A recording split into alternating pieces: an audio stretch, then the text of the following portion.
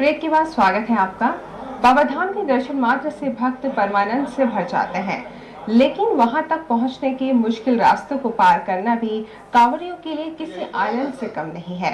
बाबा धाम की आज की यात्रा में हम पहुंचे हैं भूल भुलैया नदी से बाबा नगरी तक। तो आइए चलते हैं इस यात्रा पर अपने संवाददाता अमित कुमार शर्मा के साथ।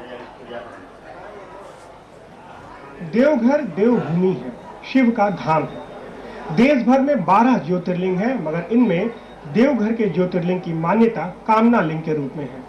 भक्तगण ऐसा मानते हैं कि यहाँ गंगा जल चढ़ाने से उनकी हर मनोकामना पूरी होती है और यही श्रद्धा कांवड़ यात्रा का हर कष्ट भुला देती है। हमारी आज की यात्रा शुरू होती है भूल भुलैया नदी से आगे बाबा धाम की ओर।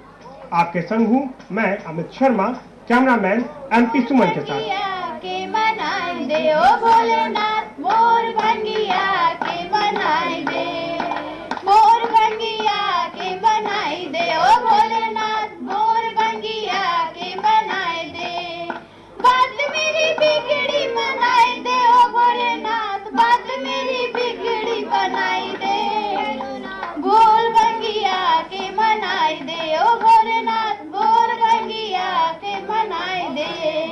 तेरे द्वार जो भी आए, तेरे द्वार जो भी आए, मन चाहा फल वो पाए, मन चाहा फल वो पाए। शंकर का प्यारा है तू, शंकर का प्यारा है तू, दुखियों का सहारा है तू, दुखियों का सहारा है तू। तेरी कहे सुनते हैं बाबा, तेरी कहे सुनते हैं बाबा, तेरी कहे सुनते हैं बाबा, तेरी कहे सुनते हैं बाबा। शिव पे चढ़े तेरा चढ़ावा, शिव पे चढ़े तेरा चढ़ावा। भोला से हमको मिलाए दे ओ भैरवनाथ, भोला से हमको मिलाए बोर बंगिया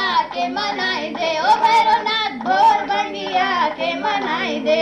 बोलबम की यात्रा में जहाँ कष्ट है वहीं आनंद के कई क्षण भी आते हैं।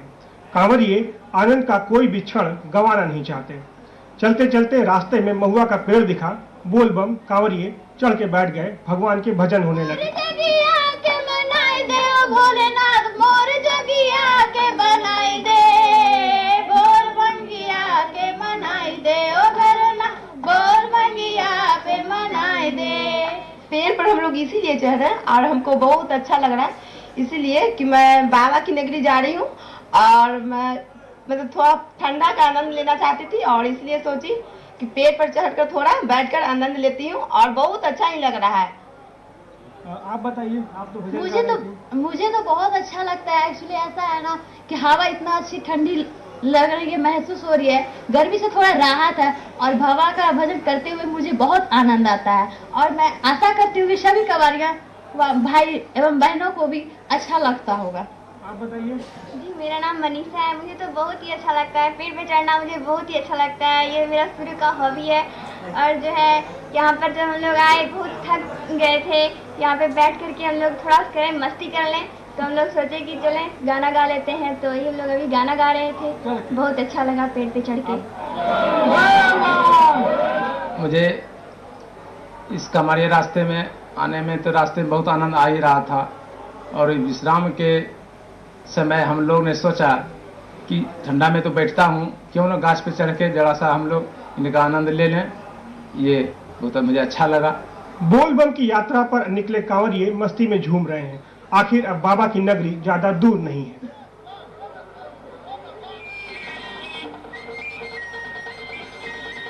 वैद्यनाथ धाम की ओर जाती कांवड़ यात्रा में हाल के वर्षों में युवा वर्ग की काफी बड़ी संख्या में भागीदारी हो रही है।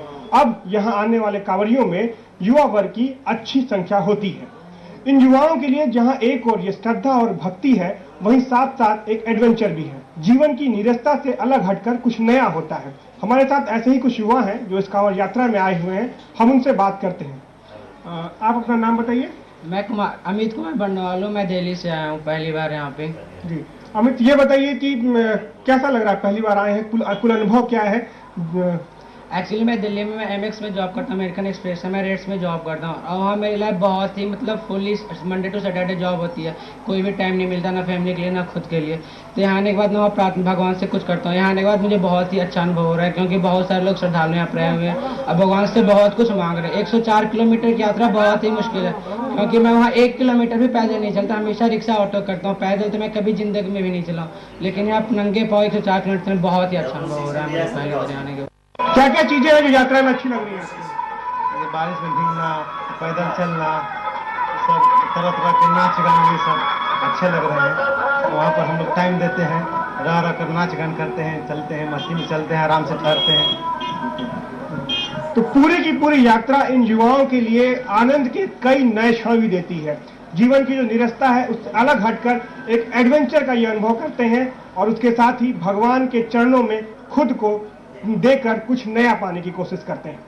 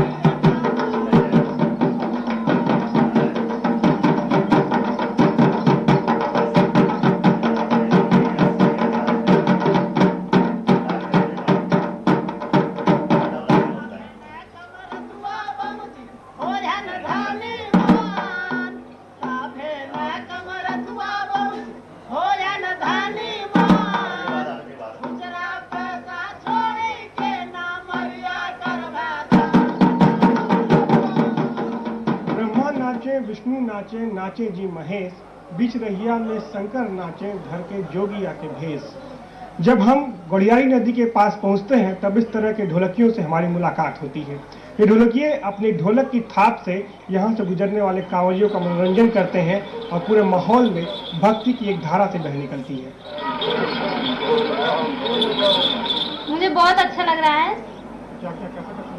पानी कैसा गर्म? पानी गर्म है लेकिन मुझे बहुत अच्छा लग रहा है। मुझे यहाँ आकर बहुत अच्छा लग रहा है। नहाने में मुझे बहुत ही मतलब खुशी हो रही है और मुझे यादगार बना रही, इसलिए मैं नहा रही हूँ ताकि मेरा और याद है कि हम यहाँ आए थे तो इतना एंजॉय किए। भूल भुलैया नदी से आगे बढ़ते हुए हम इस समय गोड़ियारी नदी पार कर रहे हैं। यहाँ कांवरियों के लिए कई तरह के इंतजाम होते हैं। यहाँ कई घोड़े वाले होते हैं जिन पर बैठकर कांवरिये घुड़सवारी का आनंद भी ले सकते हैं। कई बच्चे यहाँ बाघ वाला खिलौना लेकर मौजूद होते हैं जिनके साथ कांवरिये अपनी फोटो खिंचाते हैं और इस यात्रा को यादगार बनाते हैं। इसके अलावा कई और तरह के इंतजाम होते हैं। कांवरिये यहाँ स्नान करते हैं, स्नान करके नई ताजगी और स्फूर्ति पाते हैं। कई सारी चाट इत्यादि की दुकानें भी यहाँ खुली रहती हैं जिन पर महिलाएं कई तरह के चाट और अन्य पकवानों का मजा ले सकती हैं। कुल मिलाकर गोड़ियारी नदी को पार करना अपने आप में एक अलग तरह का अनुभव होता है। तो आइए बढ़ते हैं आगे।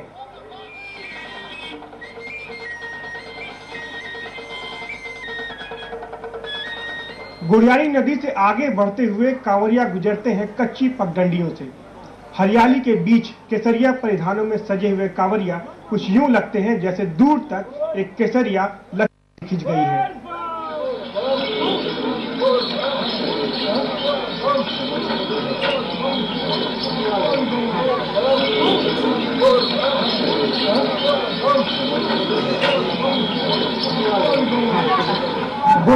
नदी से आगे बढ़कर पटनिया धर्मशाला होते हुए हम आ पहुंचे हैं बाबा नगरी के प्रवेश द्वार पर। यहाँ बिहार की सीमा खत्म होती है और कदम झारखंड में पड़ते हैं। बाबा नगरी में पहुंचने के एहसास मात्र से ही कांवरियों का मन आनंद से भर उठता है। शाम ढल चुकी है, हम आज यही पड़ाव लेंगे। कैमरामैन MP सुमन के साथ अमित शर्मा, सहारा समय, दुम्मा। पड़ाव माना जाता है। यहाँ कांवरिया आकर के कांवर अपना रखते हैं और संकल्प लेते हैं।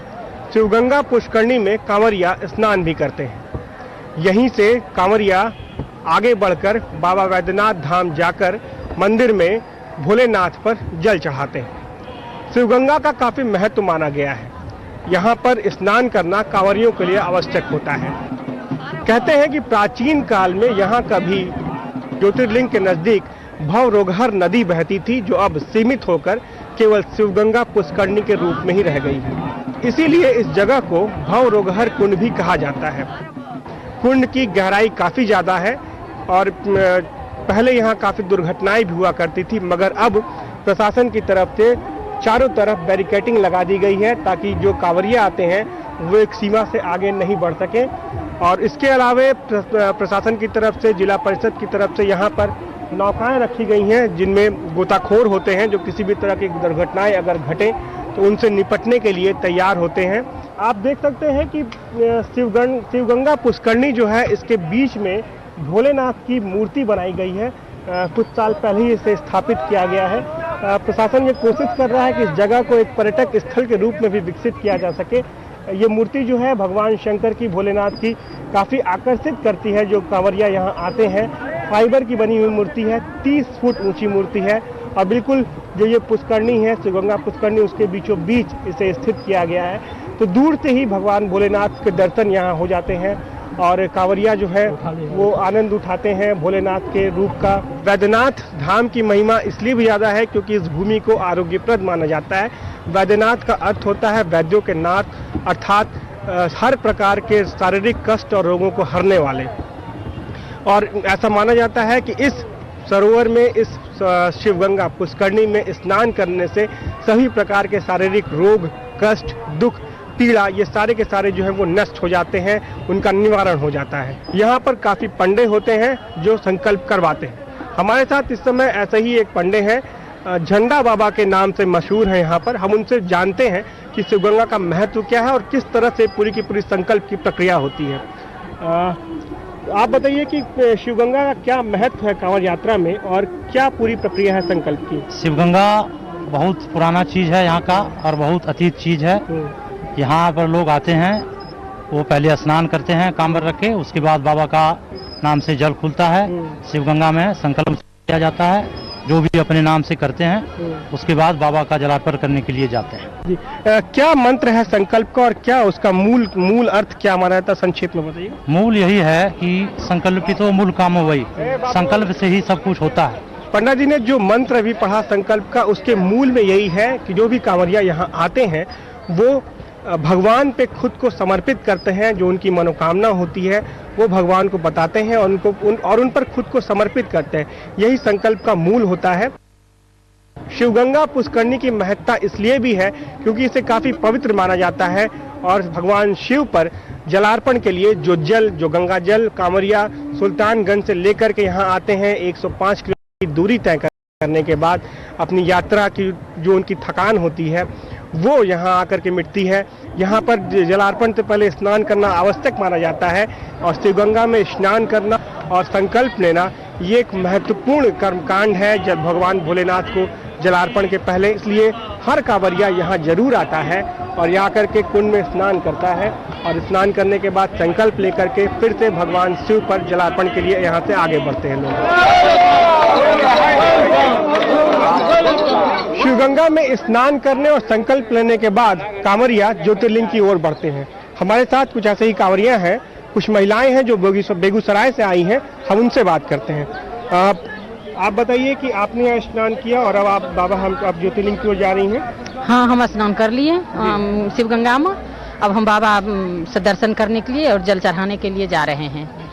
हाँ। तो आप कब से आ रही हैं, किस तरीके से और कुछ मनोकामना लेके आई थी? हम 6 महीना से आ रहे हैं, प्रत्येक महीना हम आते हैं और 6 महीना तक और आएंगे, जो कि मेरी मनोकामना पूरी हो गई है। यहाँ पर स्नान करने और संकल्प लेने के बाद कांवरिया बढ़ चलते हैं ज्योतिर्लिंग की ओर। आइए हम भी बढ़ते हैं भगवान भोलेनाथ पर जलाभिषेक करने।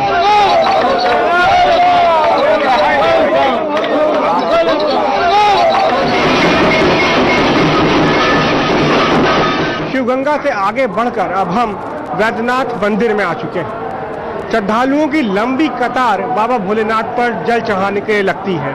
यह कतारें कई किलोमीटर लंबी होती हैं। घंटों इंतजार करने के बाद श्रद्धालुओं की बारी आती है और भक्तगण बाबा भोलेनाथ पर जलाभिषेक कर पाते हैं। हम भी इस समय मंदिर में आ चुके हैं और ऐसे ही कतार में शामिल हैं। कांवड़ यात्रा की सबसे बड़ी खासियत यह है कि कांवड़ यात्रा सांस्कृतिक एकता का अद्भुत उदाहरण है। जिस तरह की समरसता यहाँ दिखाई पड़ती है वैसी शायद ही कहीं और दिखाई पड़े। कांवड़ यात्रा के दौरान ऊंच नीच, अमीर गरीब, जात पात हर भेदभाव मिट जाता है। अगर कुछ नजर आता है तो सिर्फ केसरिया परिधानों में सजे कांवरिया। न बाबा के दरबार में न कोई बड़ा है न छोटा, सब बराबर है। अगर किसी की कोई जाति है तो वो सिर्फ शिव भक्ति की जाति है। ऐसा उदाहरण शायद ही कहीं और दिखाई पड़े।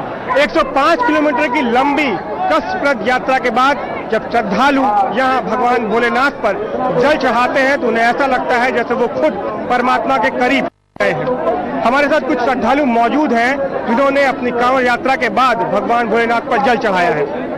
आप बताइए कि जब आपने जल चढ़ाया तब क्या महसूस हुआ आपके हृदय में? मुझे तो लगा कि साक्षात देवाधिदेव महादेव पर जल चढ़ा रहे हैं। किस मनोकामना के साथ क्या भावना लेकर के आप आए थे यहाँ? बाबा सब जानते हैं, उनको कुछ कहना नहीं पड़ेगा जी। आप बताइए कि आपने जब जल चढ़ाया तब आपको क्या महसूस हुआ? महसूस तो बहुत बढ़िया लगा, बहुत बढ़िया रहा। दर्शन हुआ अच्छा ढंग से और दर्शन है, सभी लोग उत्साहित हैं दर्शन के लिए। 105 किलोमीटर की पैदल दूरी यात्रा तय करके हम लोग यहाँ आए हैं। बाबा का दर्शन हुआ, दर्शन कर लिया। मनोकामना के लिए अपने अंदर में हम लोग सब लोग अपने अंदर में रखे हैं। 105 किलोमीटर लंबी यात्रा पूरी कर जब कांवरिया बाबा भोलेनाथ पर जलाभिषेक करते हैं तो उन्हें ऐसा लगता है कि मानो उनके सारे कष्ट दूर हो गए। बाबा भोलेनाथ उनकी हर मनोकामना पूरी करेंगे, इस विश्वास और श्रद्धा के साथ वो सावन के महीने में कांवड़ यात्रा पूरी कर यहाँ आते हैं। हमारी आज की यात्रा भी यहीं खत्म होती है। आपके साथ रहा मैं अमित शर्मा, कैमरामैन MP सुमन के साथ। हमारे साथ बोलिए बोल बम। ओम नमः शिवाय।